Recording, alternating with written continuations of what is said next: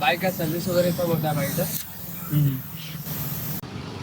तर फ्रेंड्स, स्टार्टिंगला तुम्हाला दिसलं काम निघालंय आणि ते आल्यावर समजलं आपल्याला हा स्क्रू रात्री काल गाडी चालवताना त्याच्यामध्ये टायरमध्ये घुसला. मला वाटलं यार आपण घेतलेलं तिथून काय प्रॉब्लेम आहे का वगैरे असं तसं, बट नाही, स्क्रू घुसला होता टायरमध्ये त्यामुळे. आणि आता होतंय काय की टायरमध्ये हवा जी आहे या साईडनी ती अजून साईडनी पण गाडी म्हणजे टायर पंक्चर झालेला आणि तरी पण मी चालवत होतो, मी जसं एक्स्ट्रा फेरी वगैरे मारत होतो जसं, तेव्हा साईडनी ते टायर पूर्ण खाली हवा चाललेली आणि मग ते बाजूनं जे अँगल आहे ते वाला घासून इथे साईडनी पण थोडंसं कुठे कुठे काय काय छोटं छोटं कट झालं. त्यामुळे मग आपल्याला हे जे टायरवाले दादा आहे त्यांनी सजेस्ट केलं की ट्यूब टाकून घ्यायचं. आता टायर ट्यूबलेस आहे तर ट्यूब टाकून घेतो आपण त्याच्यामध्ये काय एका पंक्चरचे 100 होतात ते टायरचे 4 व्हीलरचे असल्यामुळे. तर आता आपण ट्यूब टाकून घेतोय म्हणजे जिथून कुठून छोटं छोटं ते पंक्चर झाल्यामुळे जे डॅमेज झालं ना थोडंसं टायरला, जिथून हवा बाहेर येते छोटी छोटी, ते सगळं पॅक होऊन जाईल आणि आता ट्यूब होईल. टायर जो ट्यूबलेस होता तो आपला ट्यूबवाला टायर होऊन जाईल. मी कन्फर्म पण केलं, असं काय प्रॉब्लेम नाही ना की बाकीचे टायर ट्यूबलेस आणि एक टायर ट्यूबवाला. तर ते बोलले नाही असं काय नाही, ते चालतं, थोडं का उलटं चांगलं असेल ते. तर ह्याचे आपल्याला चार्ज होता ते अराऊंड 500 रुपीज ट्यूबलेस टायरचे. त्याच्यामधून त्यांनी हा जो स्क्रूवाला पंक्चर काढला त्याचे ते नाही घेते, त्याचे 100 रुपीज झालेले फक्त. बट मी म्हटलं टाका ते, म्हणून मग ते ह्याचं काउंट नाही करायचं ते, आणि त्यांचं सर्व्हिस चार्ज 100 रुपीज, असं ओव्हरऑल मिळून आपल्याला 600 रुपीजचा आता चार्ज होतो तो. ठीक आहे, बाकी आता इथून ट्यूब टाकतो आहे.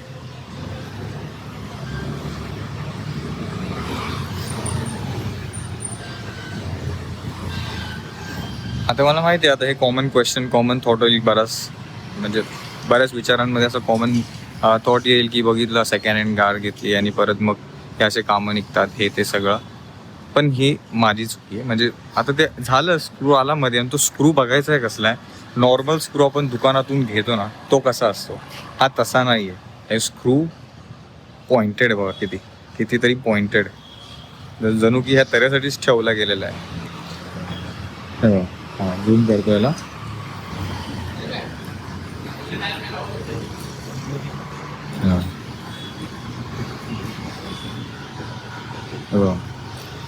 प्रॉपर मी त्याला एकदम झूमिंग केलं. स्क्रूचं पॉइंट बघा हा.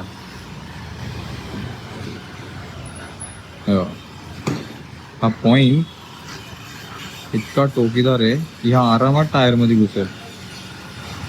ठीक आहे, बट ओके ठीक आहे, ते निघलंय. मला तर जरा जास्त वाटलेलं की जास्त काय प्रॉब्लेम होईल का. बिलकुल नाही. अच्छा, त्यांचं पण टायरमध्ये हवा गेली तेव्हा त्यांची पण टायरमध्ये हवा भरायची. आणि आता होता ते फ्रेंड्स रात्रीचे 10. ठीक आहे, जाऊ दे, मी पण थोडंसं हे झालेलं आहे यार, कमावून यार एकच दिवस झाला गाडी घेऊन आणि तितक्यात हे सगळं झालं. बट नाही, ठीक आहे यार, मग आता गाडी घेते तर खर्च येणार, थोडंफार होणार. थोडं माइंड प्रिपेअर्ड असलं पाहिजे आणि नेक्स्ट टाइम जरा सांभाळून हळूहळू चालवेल. आणि जिचं समजेल ना की पंक्चर झाले किंवा काय, थांबेल. नाही तर मी पंक्चर झाले समजल्यानंतर पण म्हटलं बिल्डिंगपर्यंत नेतो पहिला आणि मग बघतो. बिल्डिंगकडे गेल्यावरती समजले की या जरा जास्तच डॅमेजचं पर्सेंटेज जास्त आहे आणि मग ते इथं अजून समजलं.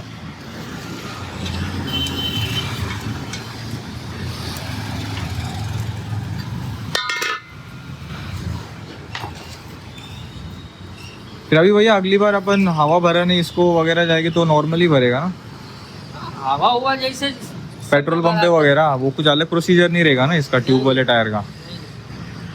सब जैसे है, जैसे चल रहा वैसे ही रहेगा. अच्छा अच्छा पंचर होगा तो ऐसे खोल के ही भरेगा. अच्छा.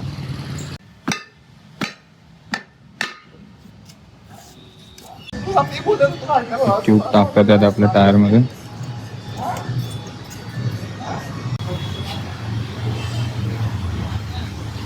त्याला आपला नवीन ट्यूब टायरमध्ये जाईल.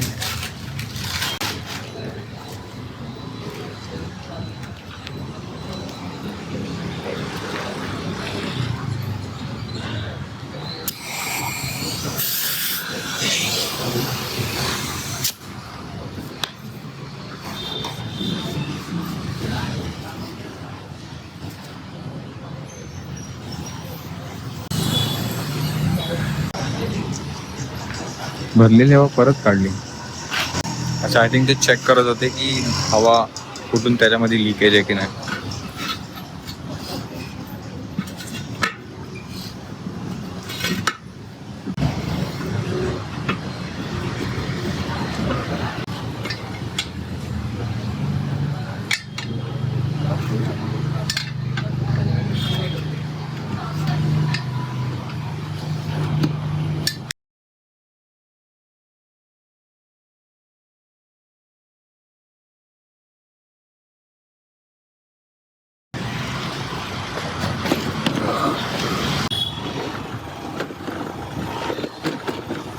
हा ब्रो.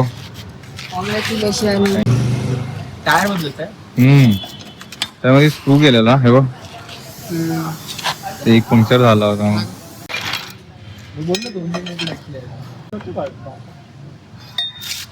रिपेअर झाला. हवा कमी आहे ना काही. नाही थँक्यू. कॉंग्रॅच्युलेशन न्यू कार मध्ये. थँक्स. त्यांना सोडायला आलेलो परत. आता जाऊया घरी जरा गाडीमध्ये बसून. just seems to grow with time. Could be all this and nobody. बाकी ब्लूटूथ कॉलिंगचा मला एक फीचर बघायचा होता, पण हे मला सगळं ना घरी जाऊन एक एक गोष्टी बघाव्या लागतील. कुठं काय यूट्यूबवरती जरा सर्च मारावं लागेल. आणि प्लस त्यासोबत कॉलिंग विलिंग काय काय फंक्शन आहे बघा. इथं तर दिलंय Mike RST. I don't know RST म्हणजे काय ते. बाकी अजून ह्याच्यामध्ये रेडिओ.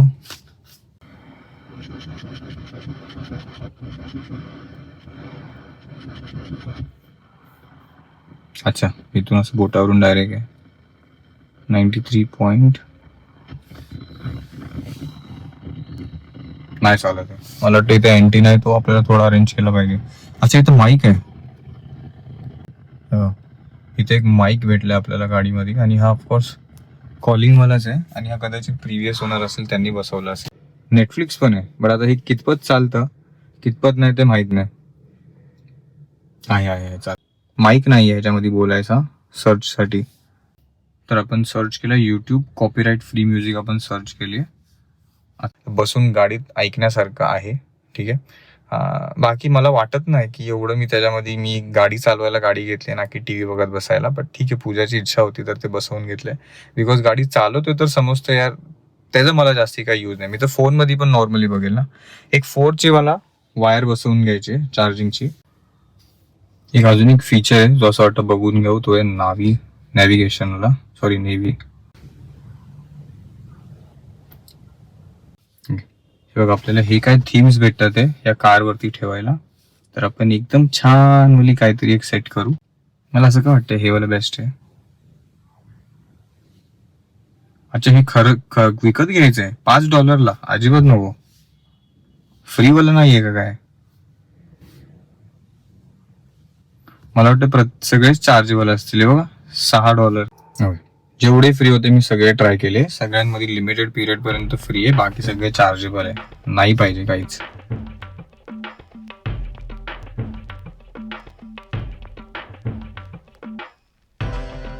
प्लेन चॉकलेट का घेतली? असंच ट्राय करायला.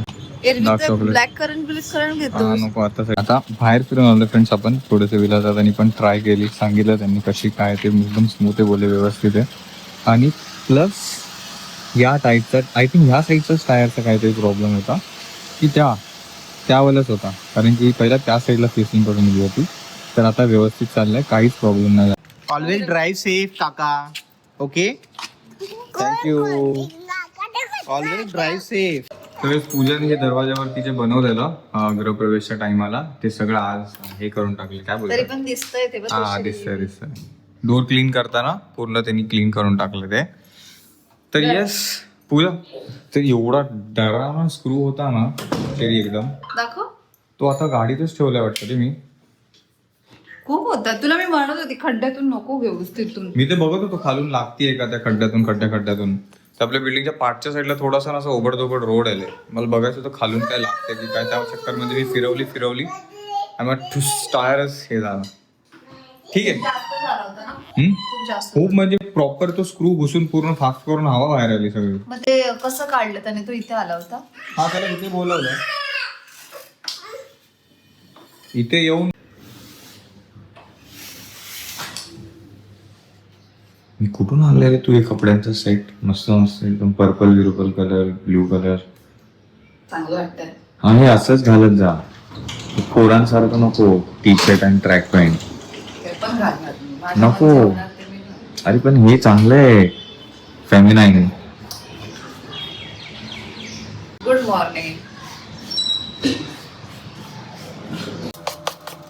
काय म्हणते नाश्ता? शिला. मला वाटलंच. पण एक यार मला ना असं उठल्यावरती गाडीची समोर बघायची होती या लाईन मध्ये की त्या, बट ही यावाल्या सोसायटीचे, यावाल्या बिल्डिंगचं आहे. आपल्या बिल्डिंगचा या साईडला आणि त्या साईड या बिल्डिंगच्या पाठी आहे. आपल्या बिल्डिंगचं कुठपर्यंत माहित आहे? तो सिमेंटचं हे दिसतं का?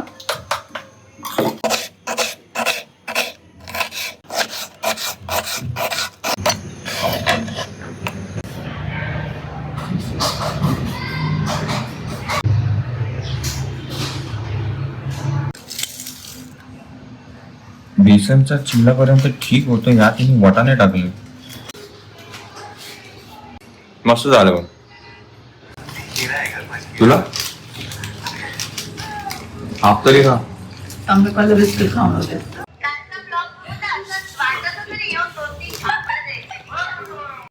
तू कोणाच्या साईड नाहीस, माझ्या साईड नाहीस. तू माझ्या बाजूने तू माझ्या बाजूने बोलायचं. कशाला पाहिजे शिडी? कशाला पाहिजे शिडी? मला ते सांग पहिला आधी.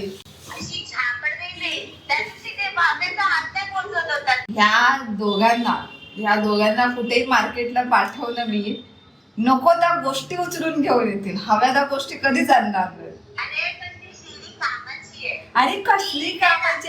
एवढं मोठं सिलिंग ते लांब आहे की त्याला हात नाही पोचत आहे. एक चेअर आणि एक टेबल ठेवलं का हात पोचतो त्याचा.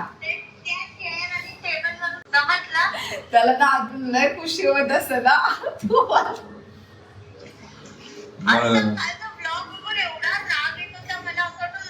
तिला समजतच नाहीये. चुप गबस, काही गरज नाहीये. अरे पण तुझं मोठं आहे सिलिंग, तेवढा लांबच. काय चालू आहे ताका जाकी? बघ ना किती छान दिसते हर्ष. रोज उठल्यावर पहिला बोलायचे बघ झाडं किती छान दिसतात, बघ गुलाब किती छान दिसतंय, हे किती छान मग मी दिसतंय. ते पण बघितलं. आता त्यांना पाणी बिणी गाडीकडे घाल. लक्ष. गाडीकडे पण लक्ष, सगळीकडे लक्ष असणार. का नाही?